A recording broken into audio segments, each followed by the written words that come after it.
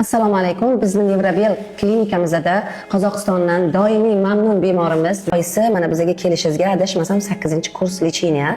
Men Gulnoza Kaziyeva doktorga negizinen 6 aylig'idan kelaman. Bizde ол кезде вообще реакция болмаған, балам жыламайтын, күлмейтін, қимылдамайтын. Гулназа Газиевадан келіп, біз назначение алып үйге қайтатынбыз. Біз ең основнойсы бірінші диагнозымыз гипотонус болған, мүлдем тонусы 0 болғандығын, қазір Аллаға шүкір жүгіріп шауып жүр. Одан кейінгі диагнозымыз қазір бізде ЗРР, задержка речи дейміз бізде. Басқа ел болған болса да, біз сізге қайта-қайта келіп жатырмыз. Бұдан ешқашан өкінбеймін, өйткені мен тағы бір айтарым, лечение қанша уақытында істелінеді, өзінің таңдаған жеріне, докторына үлкен байланысты.